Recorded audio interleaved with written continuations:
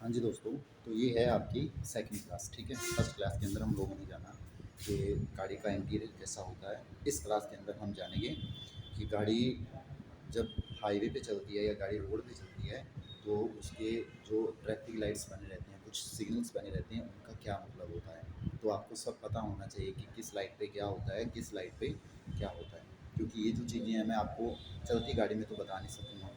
तो इसलिए video shoot करने का यही पर्पज़ है कि आपको उसके बारे में प्रॉपर नॉलेज होना चाहिए, प्रॉपर गाइडेंस होनी चाहिए, ठीक है। तो हम ज़्यादा इधर उधर की बातें नहीं करेंगे, हम बिल्कुल बिगिनर लेवल से शुरू करते हैं कि आपको कुछ भी नहीं पता है।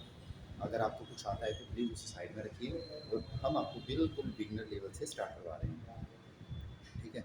और इसके अंदर पूरे सिग्नल्स के बारे में जानकारी देंगे, पूरे जो थम्स बने होते हैं, जैसे आप लोगों ने देखा होगा कई बार बोर्ड के ऊपर जो बने रहते हैं, बोर्ड पे थंबल बना रहता है या रोड साइड में बना रहता है, उसका क्या मतलब है आप लोगों ने कई बार सोचा भी होगा। तो एक ऐसे ट्रेनर होने के नाते मेरा फ़र्ज़ बनता है कि मैं आपको अच्छे से गाइड करूँ, अच्छे से डिटेल में बताऊँ, ठीक है। तो हम ज़्यादा टाइम वेस्ट नहीं करेंगे। मैं आपको जैसे मान लीजिए ये कुछ इस तरह का बोर्ड रहता है, ठीक है। आप लोगों को दिख रहा है कि ये चीज़ आपने कहीं ना कहीं देखी होगी ज़रूर, ठीक है। खैर गुड़गांव के अंदर तो डिफरेंट है, जैसे गुड़गांव के अंदर ऐसे तीन चलती है।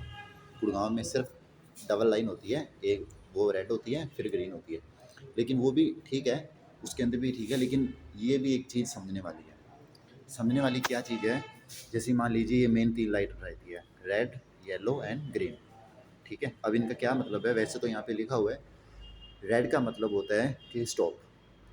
स्टॉप का मतलब ये है, अब हमें क्यों स्टॉप कराया जा रहा है, क्योंकि जब चौराहा होता है ना, जो चौराहे के हर तरफ से गाड़ियाँ आती है, तो आपको रोका जाता है, किसी दूसरी गाड़ी को निकलने का टाइम दिया जाता है, फिर उसको रोका जाएगा, फिर आपको निकलने का टाइम दिया जाएगा, ठीक है।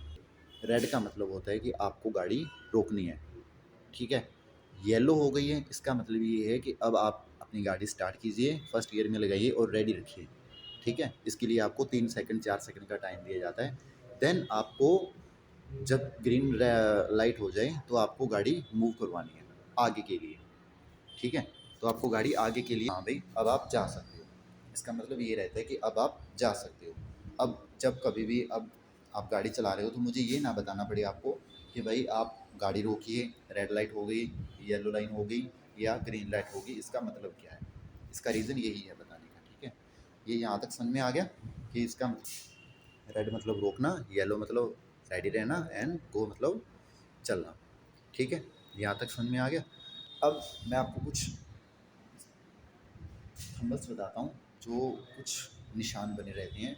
आपने रोड किनारे देखे होंगे कि उनका मतलब क्या है, वो कैसे काम करते हैं, कैसे काम नहीं करते हैं। तो आपको उन सब के बारे में थोड़ा थोड़ा ना डिटेल में पता होना चाहिए। डिटेल में नहीं, लेकिन बेसिक कॉमन सेंस के पॉइंट ऑफ व्यू से बात कर रहा हूँ कि आपको पता होना चाहिए कि इसका मतलब क्या रहता है, क्योंकि बहुत सारे लोगों को उनका नहीं पता रहता।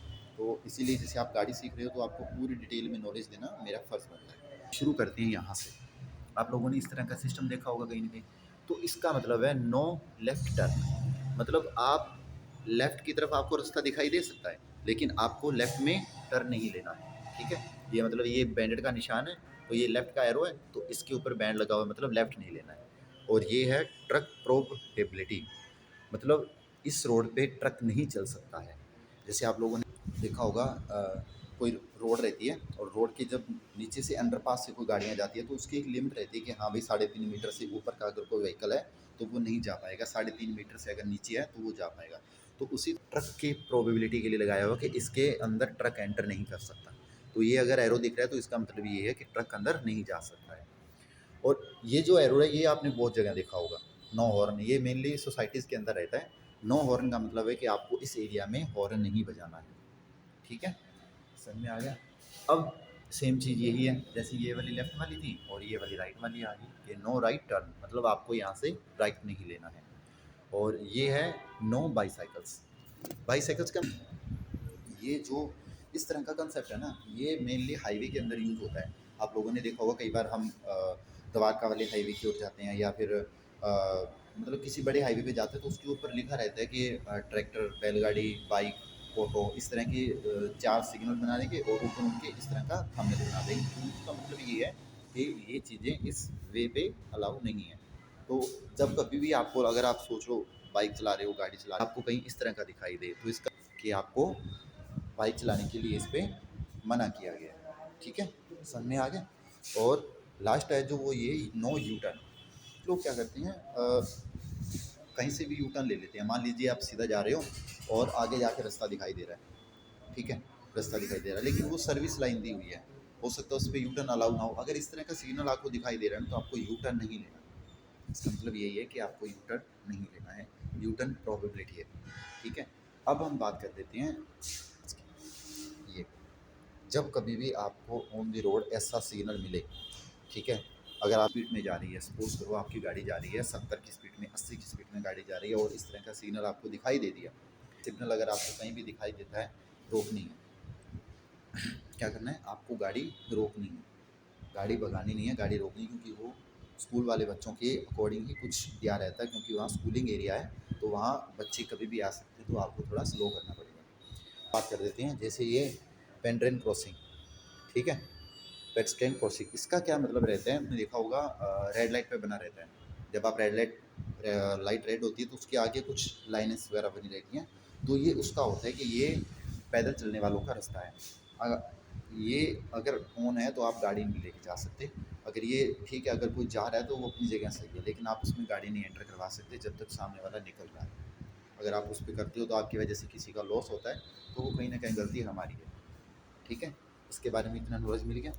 तो ये सब चीज़ें आपको क्लास में बताने का सिर्फ यही रीज़न है, ताकि आपको एक आइडिया हो जाए, क्योंकि ये सब चीज़ें अगर मैं चलती क्लास में बताऊंगा तो शायद बहुत ज़्यादा टाइम वेस्ट हो जाएगा।